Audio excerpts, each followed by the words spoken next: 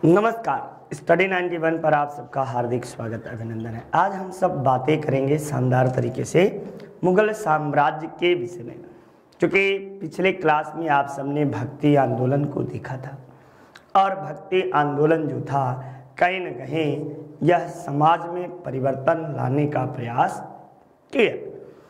आइए आगे हम आपको जो है मुगल साम्राज्य, क्योंकि पिछले क्लास में आप सबने पढ़ा किसके विषय में, तो दिल्ली सल्तनत में तुर्की सरदारों के विषय में हम सब पढ़े। यहाँ हम मुगल पढ़ेंगे और अंतिम सल्तनत कालीन शासक सिकंदर लोदी, इसे सिकंदर लोदी को पराजित करते बाबर ने एक नए राजवंश मुगल वंश की नींव रखी।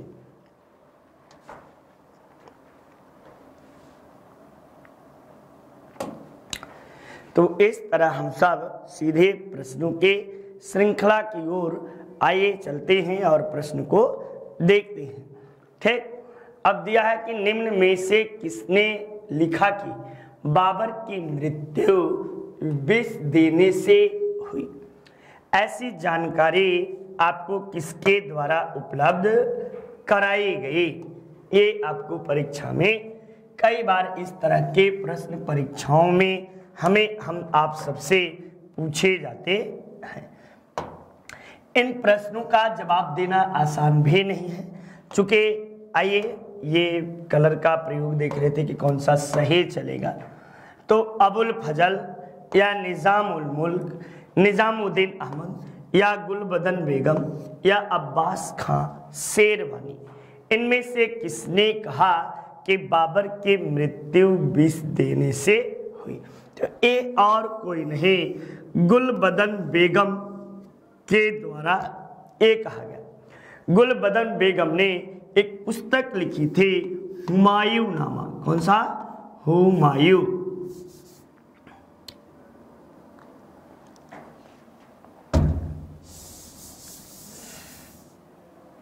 हुमायूं नामा, हुमायूं नामा, ठीक ना।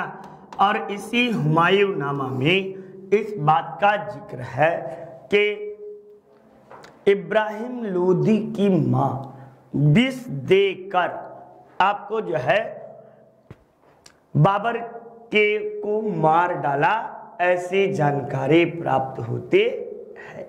ठीक ना। ये आपको किस पुस्तक से? तो अबुल फजल की पुस्तक का नाम, तो अबुल फजल की पुस्तक आईने अकबरी। कौन है? आईने अकबरी या अकबरनामा के नाम से भी जाना जाता है। तो ये आपको प्रमुख बातें रही। नेक्स्ट आइए अगले प्रश्न की ओर चलते हैं। निम्न में से कौन सी पुस्तक हुमायूं के शासन काल के विषय में, किसके?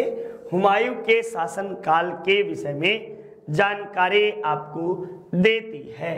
आपको तारीख ए रशीदी या आपको तबकात ए नासरी, फुतूहुस तलातिन या उपयुक्त में से कोई नहीं।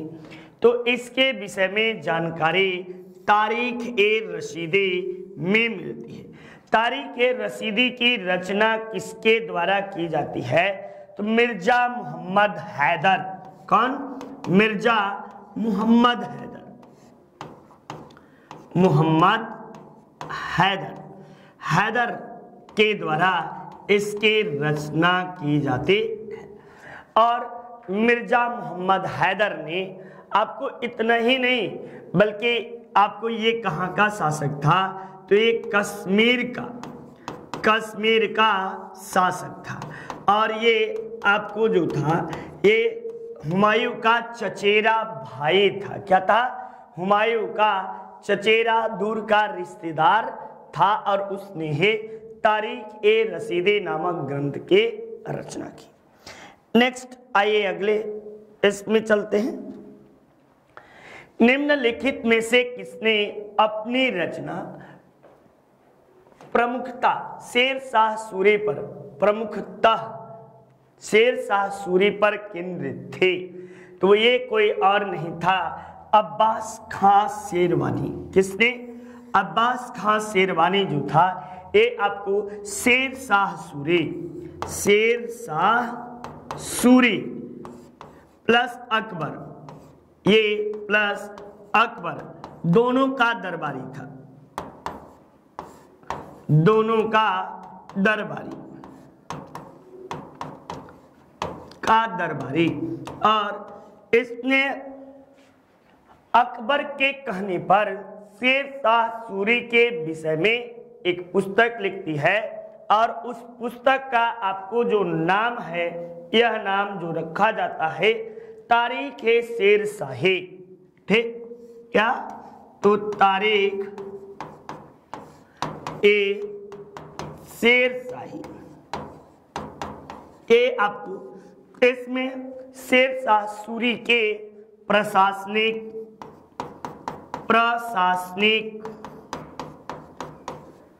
आर्थिक एवं सामाजिक राजनीतिक जानकारी प्राप्त होती। इन सारी घटनाओं का आपको जिक्र किया गया है। किसमें? तो अब्बास खां शेरवानी द्वारा रचित पुस्तक तारीख ए शेर शाही में इस बात का जिक्र किया गया है। नेक्स्ट आइए अगले प्रश्न में। बाबर के संबंध में निम्नलिखित कथनों पर विचार करिए। और क्या रहा? पहला, बाबर सर्वप्रथम फरगना का शासक बना। दूसरा, बाबर ने 1904 ईस्वी में काबुल पर अधिकार कर लिया। वह तैमूर का वंशज था। ये आपको और फिर कह रहा है, उपयुक्त कथनों में से कौन से कथन जो हैं ये आपको सत्य है। तो आप सबको पता होना भी चाहिए, चूंकि बाबर कहाँ का रहने वाला था, तो फरगना का ही रहने वाला था। और यह सर्वप्रथम कहाँ का शासक बना था? तो फरगना का ही शासक बना था। ये आपको 1504 ईस्वी में ये जो है कि काबुल पर भी अधिकार कर लिया था। और ये माता पक्ष से तैमूर लंग का और पिता के पक्ष से चंगेज खां का वंशज माना जाता था। ये आपको इतना ही नहीं, तथा चंगेज खां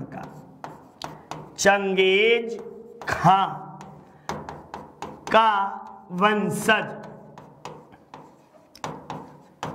माना जाता था। तो इस तरह यदि देखें तो 1, 2 एवं 3 ये आपको सारे ऑप्शन सही हैं। ठीक, चलिए नेक्स्ट आइए अगले इसमें चलते हैं प्रश्न में। अयोध्या स्थित बाबरी मस्जिद का निर्माण किसके द्वारा किया गया? तो बाबरी मस्जिद, चूंकि बड़ा विवादास्पद सवाल था और परीक्षा में भी पूछा, ठीक ना, इसका निर्माण आपको मीर बाकी के द्वारा किया गया। कभी भी बाबर को मत लगाइएगा या हुमायूं को मत लगाइएगा। ये आपको था कौन? तो ये आपको बाबर का सेनापति था। बाबर का सेनापति, मीर बाकी सेनापति और प्रांतपति भी बाद में बनता है। इसने आपको बाबरी मस्जिद का निर्माण कब कराया? तो इसने बाबरी मस्जिद का निर्माण आपको 1527 ईस्वी में इसका निर्माण या नींव रखी। ठीक, ये आपको जवाब हुआ। नेक्स्ट आइए अगले प्रश्न की ओर चलते हैं। तुजुक ए बाबरी किस भाषा में लिखा गया था? तो तुजुक ए बाबरी, जिसे हम आपको फारसी में बाबर नामा के नाम से जानते हैं, इसकी मूल भाषा किसमें थी? तो ये आपको तुर्की में लिखी गई है। किसमें? तुर्की में लिखी गई है। अब देखो जो है नेक्स्ट देखिए, आपको यह बाबर के आत्मकथा है। बाबर के आत्म कथा मानी जाती है, पहली बात। दूसरे, इसका फारसी में अनुवाद, फारसी में अनुवाद किसने किया? तो मैडम फारसी में अनुवाद अब्दुल रहीम खान खाना, अब्दुल रहीम खान ए खाना,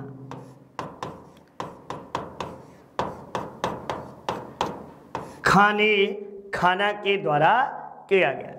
नेक्स्ट आपको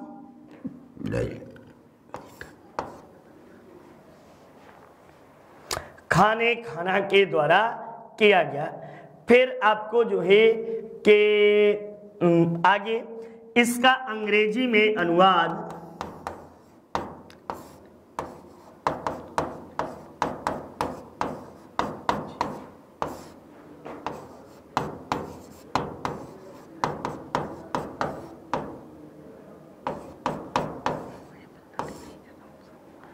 इसका अंग्रेजी में अनुवाद किसने किया? तो इसका अंग्रेजी में अनुवाद आपको किसके द्वारा किया गया? तो ये बात आप जान लीजिए कि मैडम बेवरेज, मैडम वेवरेज के द्वारा किया गया। फारसी में अच्छा इसने किस नाम से किया? फारसी में अनुवाद किस नाम से? तो बाबर नामा के नाम से, बाबर नामा के नाम से। चलिए नेक्स्ट आइए अगले प्रश्न की ओर चलते हैं। बाबर के समकालीन में सम्मिलित थे काबुल का, यानी बाबर के क्षेत्र में कौन सा आपको सम्मिलित माना जाता है? तो बाबर के क्षेत्र में आपको जो मुख्य रूप से सम्मिलित था, क्या क्या सम्मिलित था ये पूछ रहा है। तो आपको काबुल था, या पंजाब का क्षेत्र था, या आधुनिक उत्तर प्रदेश का क्षेत्र था, या आधुनिक राजस्थान का क्षेत्र था। अच्छा, अब कूट में दिया है, नीचे दिए गए कूट के अनुसार उत्तर को सही चयनित कीजिए। अब उत्तर सही चयन करना है कि कौन कौन सा आपको था। तो बाबर के समकालीन में सम्मिलित थे, ये थोड़ा सा बड़ा ये आपको चलिए देखते हैं। तो बाबर का उस समय अधिकार जो था काबुल पर था ही, पंजाब पर भी था, आपको आधुनिक उत्तर प्रदेश के क्षेत्र पर भी आपको माना जाता है, लेकिन राजस्थान पर इसका अधिकार नहीं था। यद्यपि राणा सांगा को इसने 1527 ईस्वी में खानवा के युद्ध में पराजित किया, लेकिन और इसके बाद इसने गाजी की उपाधि धारण की।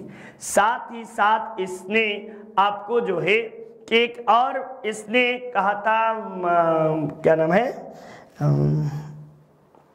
एक और था, ठीक, उपाधि धारण की। चलिए, बाबर ने सर्वप्रथम पादशाह की पदवी धारण कहाँ की थी? पद पादशाह, बाद में यही पादशाह जो था वह बादशाह बन जाता है, पादशाह से बादशाह बन जाता है। ये आपको कब धारण की थे? तब आप जवाब दीजिएगा कहाँ। तो काबुल में, फरगना में, समरकंद में या दिल्ली में। तो मैंने बताया कि जब इसका काबुल पे अधिकार हुआ था तो उसी समय इसने आपको पादशाह की उपाधि इसके द्वारा धारण की जाती है। और बाबर ने भारत में यदि देखा जाए तो ये 14 आपको जो है कि भारत में इसने इसे मुगल सल्तनतिया का संस्थापक कहा जाता है। अब यहाँ पे बाबर से अगर डीएनए करना हो तो देख सकती हो, बाबर क्या था? तो बाबर मुगल साम्राज्य का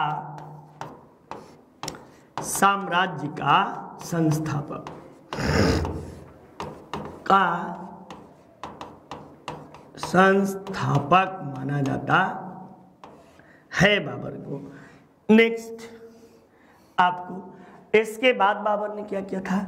तो बाबर आपको जो था, बाबर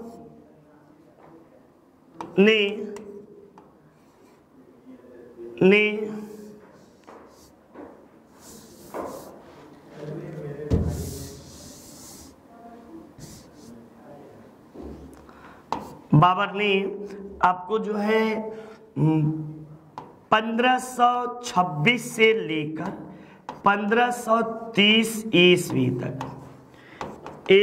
तक शासन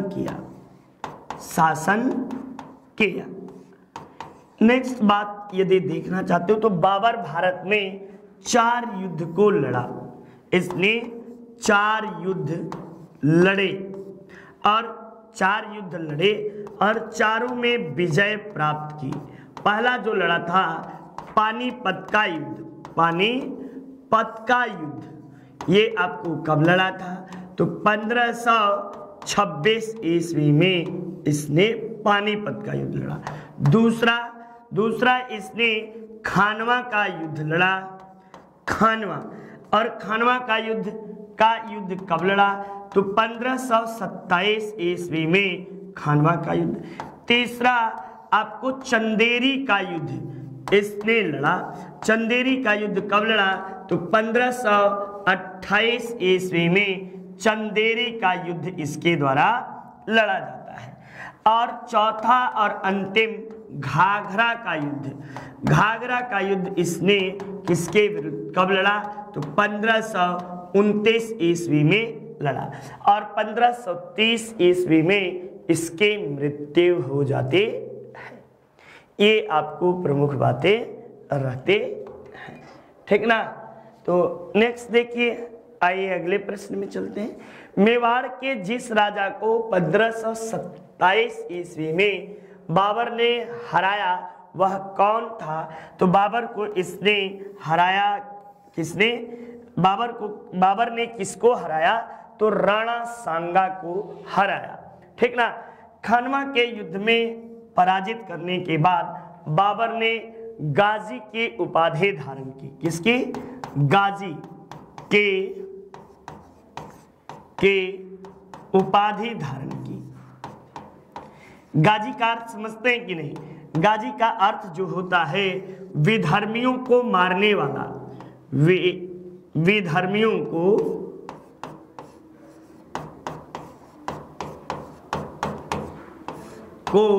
मारने वाला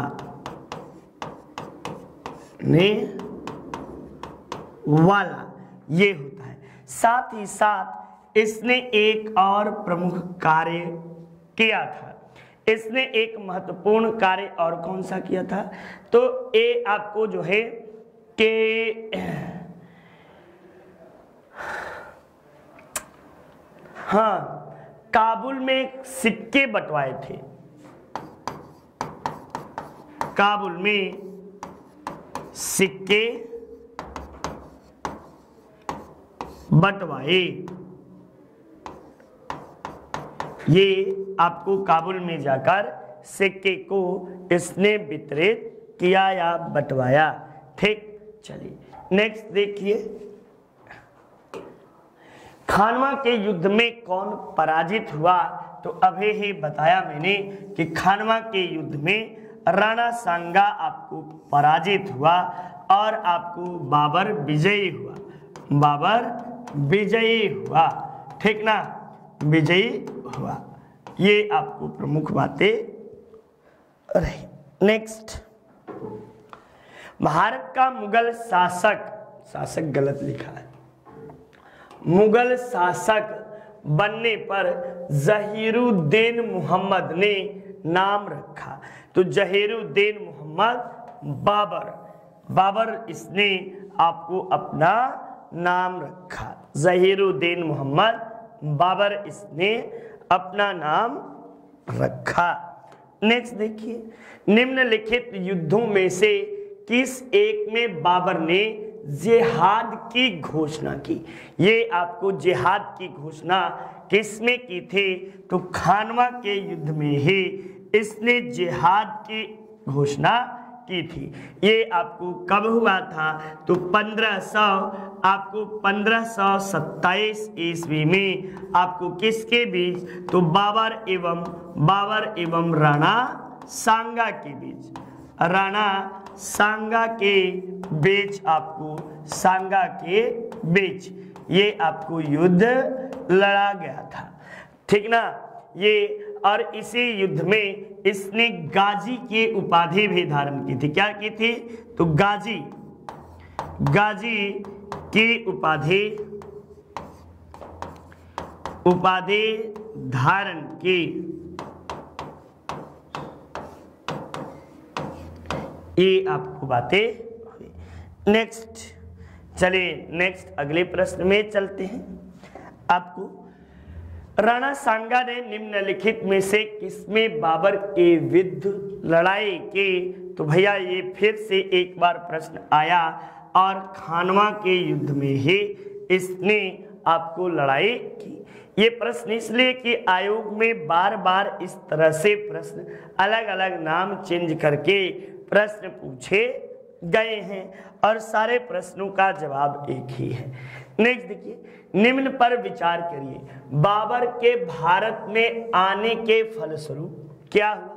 महाद्वीप में बारूद का प्रयोग की शुरुआत हुई या इस क्षेत्र के स्थापत्य कला में मेहराब और गुंबद बनने की शुरुआत हुई। इस क्षेत्र में तैमूर राजवंश स्थापित हुआ। ये आपको फिर दिया है कूट 1, कूट 2, कूट 3 या आपको जो है कि केवल 1, 2 एवं 3 ये आपको प्रश्न में दिया गया है, ठीक ना। तो इसमें आपको कौन सा होगा? तो क्या बारूद का क्या पूछ रहा है? उपमहाद्वीप में, तो एशिया उपमहाद्वीप में आपको उस समय अफगानिस्तान भी शामिल था, तो बारूद का प्रयोग तो उसके पहले ही शुरू था, ये आपको नहीं होगा। इस क्षेत्र के स्थापना में मेहराब और गुंबद तो पहले से ही बनते थे, तो आपको इस क्षेत्र में तैमूर के वंशजों का शासन प्रारंभ हुआ, ये बात सच्ची है। और इस तरह केवल और केवल 2 जो है इसका जवाब। इसमें बहुत लोग फंसेंगे कि महाद्वीप में बारूद के प्रयोग की शुरुआत हुई, इस बात के जवाब में बहुत बच्चे, बहुत ढेर सारे लोग इस तरह के प्रश्न में आपको डाउट होता है और फंसते हैं और परीक्षा में यही सब प्रश्न आते हुए प्रश्न है हमें आपको एग्जाम से बाहर कर देते हैं, ठीक। चलिए नेक्स्ट देखिए, अगला आपको जो है कि किस वर्ष बाबर ने सुल्तान इब्राहिम लोदी को पराजित किया था? तो इब्राहिम लोदी को आपको 1526 ईस्वी में आपको पानीपत के प्रथम युद्ध में आपको पराजित किया। खासियत और रही, इब्राहिम लोदी जो था यह कौन? यह, ठीक ना, यह युद्ध भूमि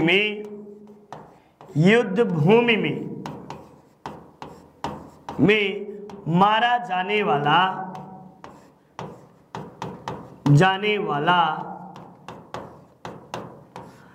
प्रथम अफगान शासक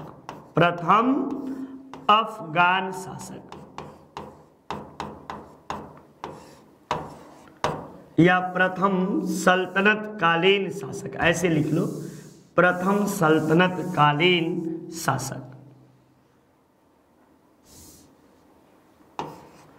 सल्तनत कालीन शासक।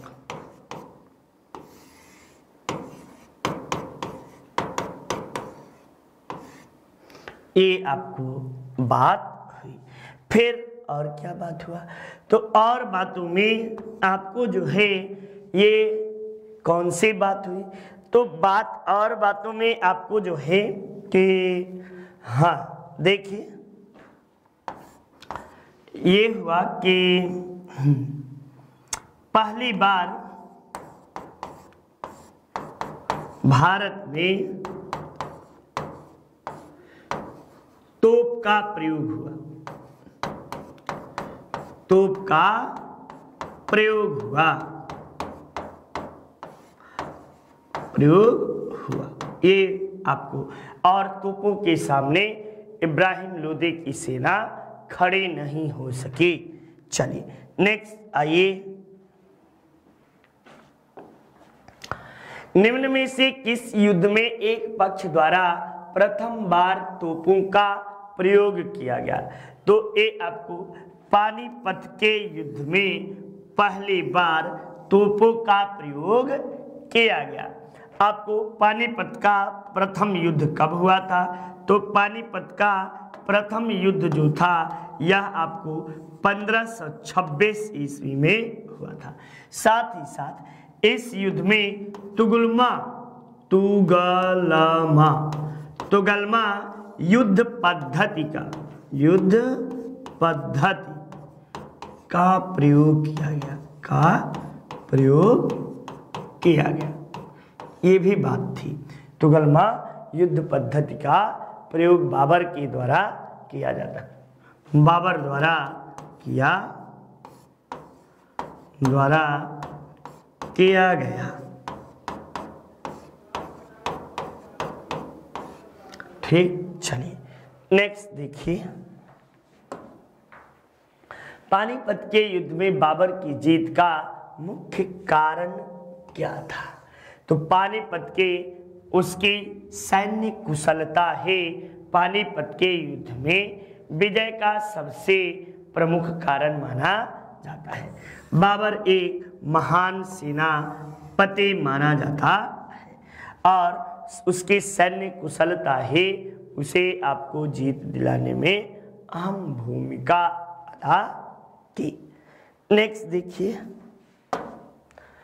इनमें से किसने बाबर को सर-ए-पुल के युद्ध में आपको जो है पराजित किया था? तो सैबानी खां जो था ये सर-ए-पुल के युद्ध में बाबर को पराजित किया था। सर-ए-पुल के युद्ध को सर-ए-पोल के नाम से भी जाना जाता है, जो एक अफगानिस्तान का आपको क्या था? तो अफगानिस्तान का एक पहाड़ी क्षेत्र था और इसमें सैबानी द्वारा बाबर पराजित हो जाता है। ठीक, चलिए नेक्स्ट देखिए, आपको मिलान करने के लिए आ गया है। पानीपत का युद्ध का मिलान करना है तो 1526 से कर लीजिए, खानवा का युद्ध का करना है तो 1527 से कर लीजिए, चौसा का युद्ध करना है तो 1539 और कन्नौज का युद्ध करना है तो 1540। तो इस तरह एक का मतलब 2 2 2 हो गया, फिर आपको 1 हो गया, तो ये हम लोग कर ही लेते हैं क्योंकि 2 1 4 3 2 1 4 3। तो इस तरह ऑप्शन संख्या 2 जो है ये बिल्कुल सही आंसर होगा। नेक्स्ट, हुमायूं के संदर्भ में निम्नलिखित कथनों पर विचार करिए। और क्या कह रहा है कि 1530 ईस्वी में आगरा के गद्दे पर बैठा, सही बात है। पूर्वी भारत का प्रवेश द्वार कहे जाने वाले चुनार दुर्ग का घेरा डालते समय इसका सामना शेर खां से हुआ, ये बात भी आपको जो है बिल्कुल सही है। तो ये दोनों बात इसके विषय में सही है। अच्छा, फिर उपयुक्त कथन में से कौन सा सत्य है? तो केवल 1 केवल 2 नहीं भैया, 1 और 2 ये दोनों बिल्कुल सही जवाब है कि इसका संपर्क जो था उसका मुलाकात यहीं पे होता है और आपको 1532 ईस्वी में, और इसमें अंत में शेर खां को अपना घेरा हटाना पड़ता है, यानी शेर खां बाबर के हुमायूं के सामने घुटने टेक देता है। चलिए नेक्स्ट देखिए, निम्नलिखित में से किसने अपने बादशाह पति के लिए मकबरे का निर्माण करवाया। तो ये और कोई नहीं, हाजी बेग के द्वारा, हाजी बेग, ठीक ना, हाजी बेग के द्वारा यह काम कराया जाता है। हाजी बेग कोई और नहीं थी बल्कि हुमायूं की पत्नी थी, हुमायूं के पत्नी, और कह सकते हैं कि अकबर की सौतेली माँ भी थी, ठीक ना। इसी हाजी बेगम के द्वारा आपको जो है हुमायूं के मकबरे का निर्माण कराया जाता है। किसका? तो हुमायूं के मकबरे का, हुमायूं के मकबरे का निर्माण कराया जाता है। अब कब कराती हैं तो इतिहास में बड़ा विवादास्पद है, और 1565 में कहीं कहीं इसकी तिथि लिखता है। इस मकबरे की खासियत क्या थी? तो आपको लाल संगमरमर का प्रयोग, लाल संगमरमर का प्रयोग सर्वप्रथम इसने किया, इसमें किया गया, ये आपको जवाब हुआ। चलिए नेक्स्ट आइए अगले प्रश्न में। दिल्ली सल्तनत के पराभव के उपरांत किस शासक द्वारा स्वर्ण मुद्रा का सर्वप्रथम प्रचलन किया गया? यानी वह सुल्तान कौन था जिसने स्वर्ण मुद्रा का प्रचलन कराया? तो वह अकबर था। अकबर के द्वारा पहली बार स्वर्ण मुद्रा का प्रचलन किया जाता है। साथ ही साथ एक आपको राम सीता प्रकार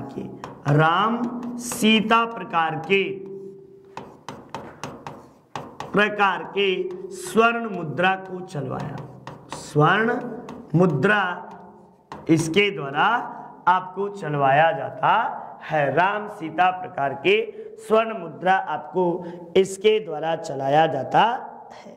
साथ ही साथ आप इसके विषय में यदि और चीजें देखना चाहोगे तो आपको जो है कि यहाँ पर जो आपको अकबर के काल में सोने का सिक्का चलाया गया, वह आपको एक तरह से कह सकते हो कि यदि यहाँ पे शेर शाह सूरी है, इसको बता दे, इसके द्वारा चांदी का, शुद्ध चांदी का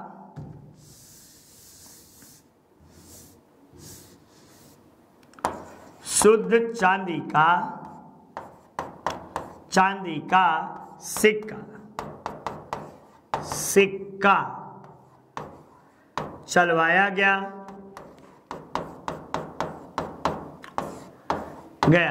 जिसे रुपया कहा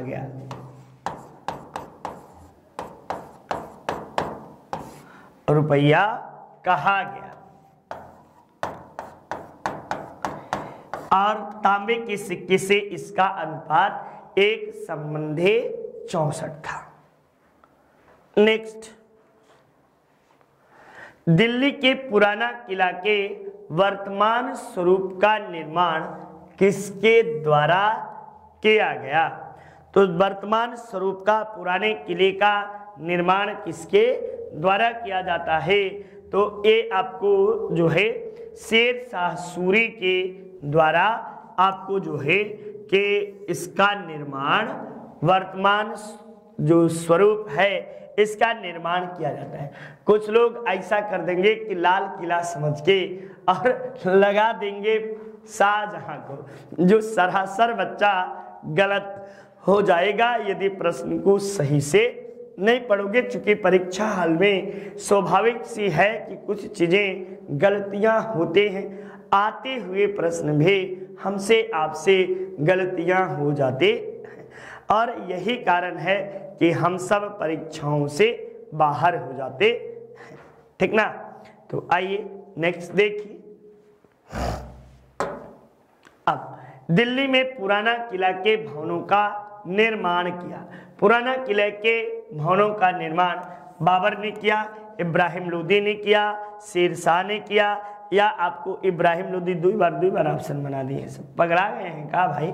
तो आपको एक किसके द्वारा किया जाता है, तो अभी पीछे ही आंसर आप सबने दिया कि शेर शाह के द्वारा पुराने भवनों का या पुराने किलों का जीर्णोद्धार कराया जाता है।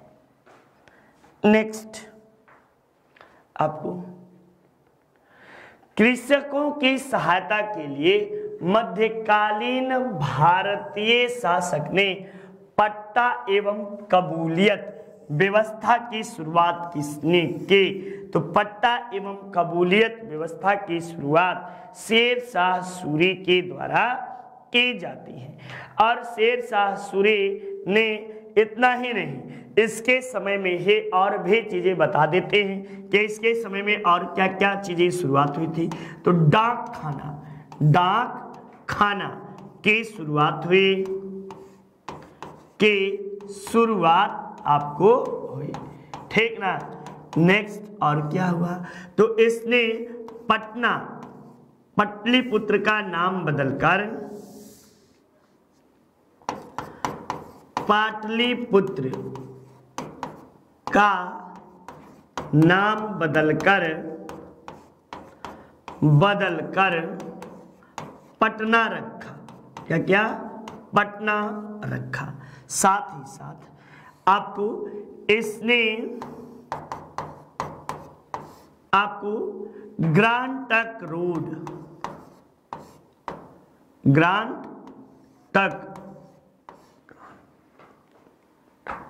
रोड का निर्माण करवाया।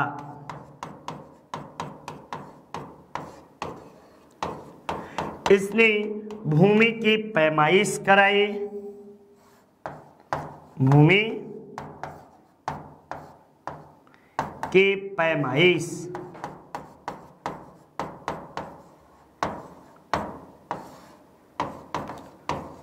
करवाई। ये आपको प्रमुख बातें थी, ये हम सब ने दिखाई, ये प्रमुख बातें मानी जाते हैं। आइए नेक्स्ट अगले प्रश्न की ओर चलते हैं। मात्र एक मुट्ठी बाजरे के चक्कर में मैंने अपना साम्राज्य खो दिया होता, इस कथन को आप किस मध्यकालीन शासक से संबंधित करेंगे, तो वह कोई और नहीं शेर शाह सूरी था। शेर शाह सूरी जब आपको जो है कि चित्तौड़ के किले पर आक्रमण किया तो काफी दिनों तक घेरे डाले रहा, लेकिन ये विजय करने में सफल नहीं हो रहा था। ऐसी स्थिति में विजय तो प्राप्त कर ली, लेकिन इसने एक बात कहा कि छोटे से जगह के लिए मैं अपना, ऐसा मुझे लगा कि मैं कुछ समय में अपने पूरे साम्राज्य को खोने वाला हूं। ऐसा ये बातें बोलता है कि ऐसा प्रतीत होता है कि कुछ समय में हम अपने पूरे साम्राज्य को खो देते, ये बातें कही जाती। नेक्स्ट, शेर शाह को दफनाया गया है, कहाँ दफनाया गया है, तो आपको सासाराम में दफनाया गया है।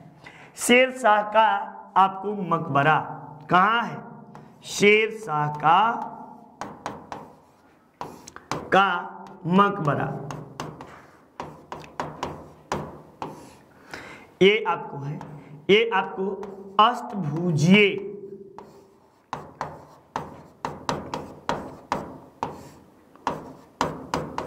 मकबरा, अष्टभुजीय मकबरा माना जाता है। साथ साथ ही इसका निर्माण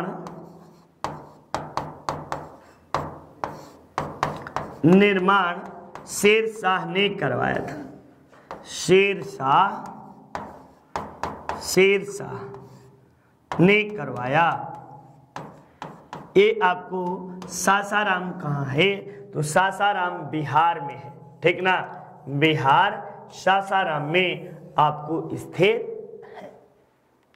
नेक्स्ट, निम्न में से किस स्मारक का निर्माण शेर शाह सूरी के द्वारा किया गया था? दिल्ली का कुतुब उल इस्लाम मस्जिद, या जौनपुर का अटाला मस्जिद, या दिल्ली का किला-ए-कुनहा, या गौर की 12 सुना मस्जिद, ये आपको निम्न में से कौन से का निर्माण आपको जो है कि इसके द्वारा कराया गया था? तो बार बार कह रहा हूं कि पुराने दिल्ली के किले का निर्माण इसके द्वारा किया गया। तो अब इसमें दिल्ली 2 बचा, एक कुतुब उल इस्लाम मस्जिद, तो ये बात हो नहीं रही है। पुराने किला को किला एक कुन्हाना के नाम से भी जाना जाता है और इसी का निर्माण जो है शेर शाह सूरी के द्वारा कराया जाता है। नेक्स्ट, शेर शाह सूरी के अंतर्गत तांबे के दाम और चांदी के रुपए का विनिमय दर कितना था?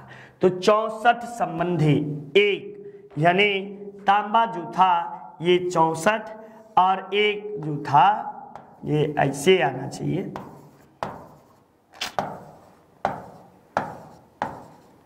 तो 64 संबंधी आपको यानी 64 दाम और आपको अनुपाते 1 चांदी का सिक्का 1 रुपया, ये दोनों बराबर माने जाते थे, ठीक ना। इसने 1 रुपए जो था 178 ग्रेन का था। कितना? 178 ग्रेन का शुद्ध चांदी का सिक्का इसके द्वारा चलवाया गया था। नेक्स्ट, शेर शाह सूरी के मृत्यु हुई थे, कहाँ हुई थे? तो शेर शाह सूरी की मृत्यु जो थे यह आपको 1545 ईस्वी में आपको कालिंजर में हुई थी। कालिंजर में होने के पीछे ये था कि उस समय इसने कालिंजर पर आक्रमण किया और कालिंजर का शासक कौन था? तो कालिंजर का उस समय शासक जो था ये आपको बड़ा अच्छा उनका नाम था। कालिंजर के शासक का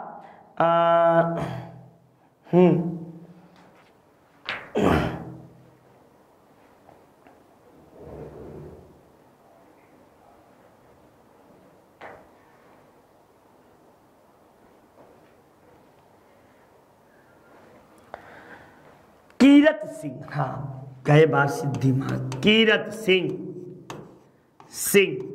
और इसी के किले पर आक्रमण कर रहा था, अभेद दुर्ग को भेद रहा था, तोप से बमबारी करी थी। उसी समय जो तोप का गोला था उसका जो छर्रा था वो आकर इसे लग गया और लगने के कारण ये मृत्यु को प्राप्त किया। साथ ही साथ आप कह सकते हो इसके विषय में कि ये शेर सूरवंश का, किसका? सूरवंश का संस्थापक,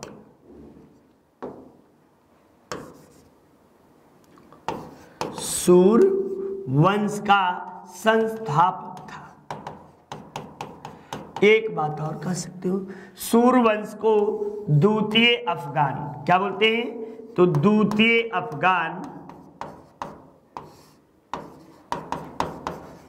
अफगान वंश के नाम से जानते हैं, ठीक ना।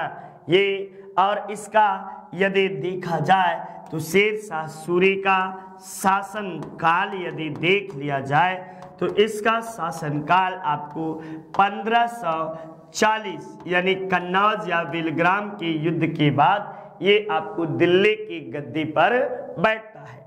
1540 से लेकर 1545 ईस्वी तक इसका शासनकाल आपको माना जाता है। 1540 से 1545 शासनकाल माना जाता है। नेक्स्ट देखिए आप, चांदी का सिक्का किसने शुरू किया? तो चांदी का सिक्का जो है ये आपको शेर शाह सूरी के द्वारा शुरू किया गया। जैसे आपको 4 ऑप्शन भी याद रखना है, तब एक तरह से आप यहाँ पर शासनकाल बता दो, सबका शासनकाल बताओ। शासनकाल कब से कब तक कोई रहा, तब आप जवाब दोगे कि 1296 से लेकर 1316 ईस्वी तक अलाउद्दीन खिलजी रहा। इसका यदि पूछे तब तो 1540 से 1545 ईस्वी तक, बड़े छोटे समय तक इसने काम किया। लेकिन इन छोटे समय में ही इसके द्वारा अभूतपूर्व काम किया गया। इसके विषय में इतिहासकार लिखते हैं कि सड़कें और सराएं आपको शेरशाह सूरी के हृदय की धमनियां थी, ये बातें लिखी जाती हैं। बख्तियार खिलजी ये आपको कौन था? तो ये आपको बिहार एवं बंगाल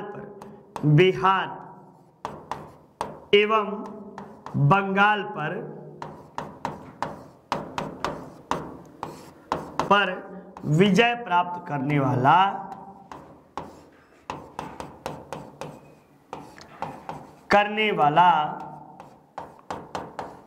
प्रथम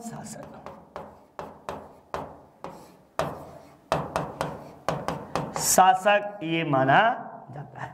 अब अकबर के विषय में तो मुझे बताने की जरूरत ही नहीं, 1556 ईस्वी से कर लो और 1605 ईस्वी तक इसका शासन काल रहता है। 1556 से 1605 ईस्वी इसका शासन काल बताया गया है। नेक्स्ट, आपको शेरशाह सूरी द्वारा किए गए सुधारों में सम्मिलित थे। क्या क्या किया था? तो उसने राजस्व में सुधार किया ही था, प्रशासनिक व्यवस्था में भी सुधार किया था, साथ ही साथ आपको जो है करेंसी प्रणाली भी इसके द्वारा सुधार किए गई थी। कौन सी? करेंसी प्रणाली में भी इसने सुधार किया था। और सैनिक व्यवस्था भी क्या सुधार की गई थी, ये आपको अच्छा कूट दिया है क्या? वेरी गुड यार। कूट में तो ये आपको क्या है, 1 और 2 दोनों, 1 2 3, 2 3 4, तो भैया ये चारों सही है यार, क्योंकि सैनिक व्यवस्था में भी उसके द्वारा सुधार किया गया। इसीलिए इसके दरबारी अब्बास खां शेरवानी से अकबर फोर्स करके लिखवाता है तारीख-ए-शेरशाही। तारीख-ए-शेरशाही की रचना अब्बास खां शेरवानी ने अकबर के फोर्स देने पर करता है। ठीक, चलिए नेक्स्ट देखिए। हुमायूं ने चुनार के दुर्ग पर प्रथम आक्रमण कब किया था? हुमायूं के द्वारा चुनार के दुर्ग पर पहला आक्रमण कब किया जाता है? तो अभी पीछे ही मैंने बताया था कि पहला आक्रमण 1532 ईस्वी में आपको इसके द्वारा किया गया था। जबकि जब आएंगे तो 1532 ईस्वी में और एक जगह किया था। कहाँ? कालिंजर पर। कालिंजर को भी जीत लिया था, ठीक ना। तो इस समय आपको चुनार के जब दुर्ग पर आक्रमण हुआ तो इस समय यहाँ का सूबेदार, ऐसे कह लो, सूबेदार या दीवान कह लो। दीवान कौन था? आपको शेरशाह सूरी था। शेरशाह सूरी आपको था। और आपको क्या हुआ कि इसमें शेरशाह सूरी की पराजय हुई। शेरशाह सूरी की पराजय हुई।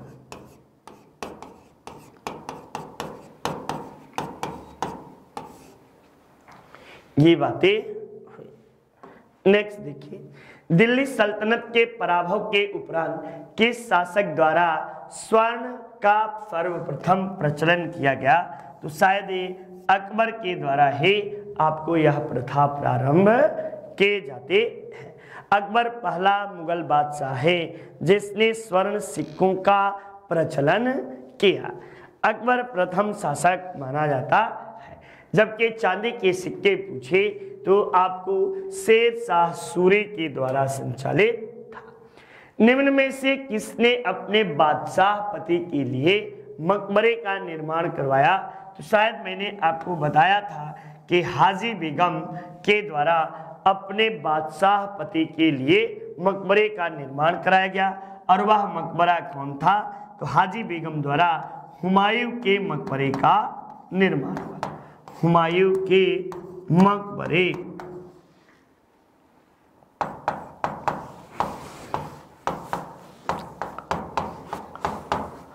का निर्माण।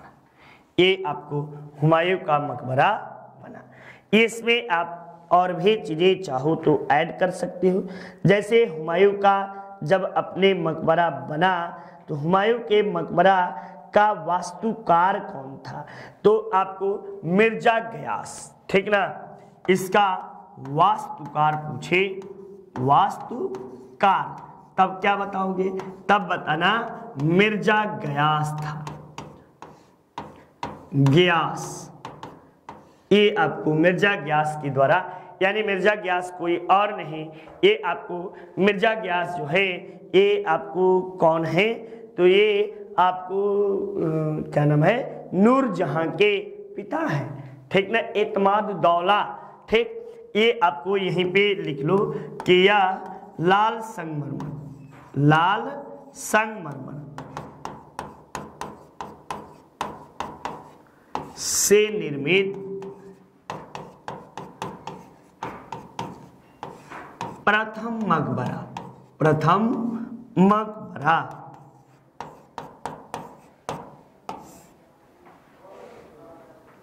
इसका निर्माण कब हुआ, तब आप बताइएगा निर्माण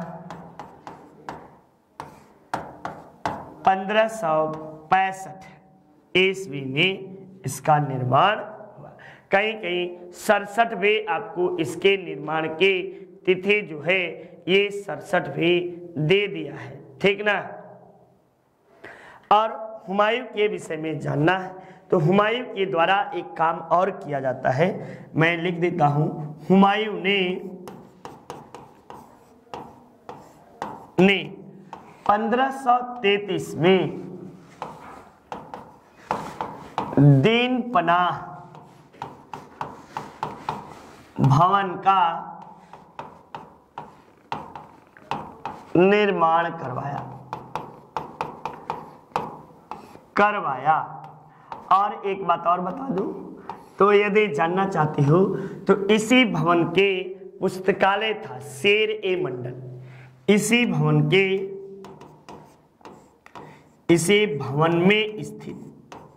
में स्थित आपको पुस्तकालय जिसका नाम शेर ए मंडल रहता है, ठीक ना, शेर ए मंडल की सीढ़ियों से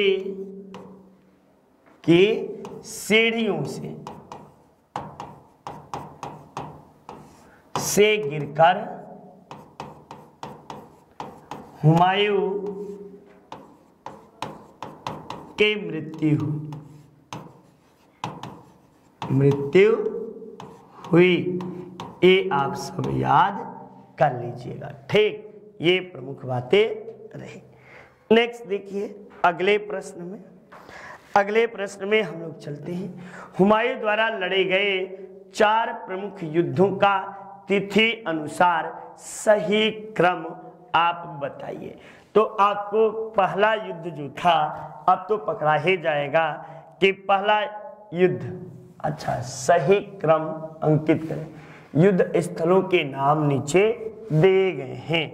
तो पहला ये कैसा है भाई, हाँ कर लो यदि करना है तो पहला देवरा का युद्ध, देवरा का युद्ध कब लड़ा गया, तो 1500 आपको जो है 31 ईस्वी में देवरा का युद्ध इसने लड़ा। कन्नौज का कब लड़ा, ये आपको गलत है, गलत है भाई। पहला जो है 1531 में देवरा, 1539 में चौसा, 1540 में आपको जो है कन्नौज, और 1500 कब में, तो 55 में आपको जो है सरहिंद का युद्ध लड़ा गया। तो इस तरह सही क्रम आपको कौन सा है, तो ये आपको सही क्रम माना जाता है। और ज्यादा जानना हो तो 1500 ये यहाँ पर कॉमा कर लेना, आपको जो है कालिंजर का घेरा, कालिंजर का युद्ध ये जब पूछेगा कब, तो 1532 ईस्वी में, और इसी समय वापस लौटते समय चुनारगढ़ का घेरा, चुनार का घेरा ये भी जब पूछे तब आप जवाब दीजिएगा 1532 ईस्वी। तो इस तरह हुमायूं द्वारा लड़े गए प्रमुख युद्धों के एक श्रृंखला आपके सामने है। नेक्स्ट, निम्नलिखित मध्ययुगीन शासकों में कौन एक उच्च शिक्षित था? तो सबसे यदि आप शिक्षित देखा जाए तो ये तो बिल्कुल अनपढ़ था, अनपढ़ अलाउद्दीन बिल्कुल अनपढ़ था। और आपको यदि सबसे शिक्षित की बात की जाए तो मुझे लगता है कि शेरशाह सूरी ही सबसे अधिक पढ़ा लिखा, इन सब में से यही सबसे अधिक पढ़ा लिखा था, ठीक ना। ये आपको नेक्स्ट आइए, निम्न में से किस सुल्तान ने पहले हजरते आला की उपाधि धारण की और बाद में सुल्तान की उपाधि धारण की? तो हजरते आला की उपाधि धारण करने वाला पहला सुल्तान कौन था? तो ये शेरशाह सूरी जो था, यही आपको हजरत ए आला की उपाधि धारण की थी।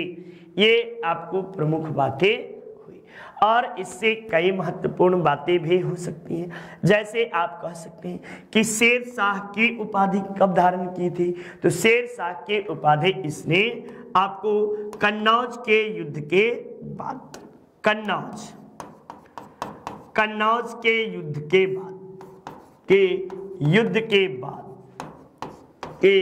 बाद इसने शेरशाह के उपाधि धारण के, ठीक ना। और हजरत ए आला के उपाधि इसने धारण की। नेक्स्ट, फरीद जो बाद में शेरशाह सूरी बना ने कहाँ शिक्षा प्राप्त की थी? तो ये पूरा शिक्षा दीक्षा इसने जौनपुर में प्राप्त किया था और बुरहान खान लोहानी का दरबार में इसके पिता थे और वहीं से इसके पिता को सासाराम के जागीर सौंप दे गई थी, वहीं पे देखरेख। लेकिन इसका आपको शेरशाह जो नाम दिया गया, शेरशाह ने शेर खां इसका नाम बहार खां लोहानी के द्वारा ही दिया गया था, ठीक ना। शेर, यहीं पे मैं लिख दे रहा हूं, शेर खां की उपाधि किसने दी थी? तो बहार खां लोहानी। हुआ ये कि एक बार ये लोहानी साहब जंगल में युद्ध करने गए थे, शिकार करने, उसी समय शेर का आक्रमण हुआ और बिजली की तरह चपलता दिखाते हुए एक ही तलवार के वार से इसने शेर का सर से धड़ अलग कर दिया। निम्न में से उसे चिन्हित कीजिए जो हुमायूं के भाइयों में से किसी का नाम नहीं है। तो ये आपको उस्मान जो है ये नहीं है, उस्मान इसका चचेरा भाई था, जबकि हिंदाल, कामरान और अस्करे इसके सौतेले भाई थे। हुमायूं एक आज्ञाकारी पुत्र था और अपने पिता के आदेश के अनुसार इसने अपने भाइयों के बीच में साम्राज्य का विभाजन कर दिया था, ठीक, जो कि इसकी सबसे बड़ी भूल भी मानी जाती है। तो इस तरह प्रश्नों की श्रृंखला समाप्त हुई। नमस्कार, आपका दिन मंगलमय हो।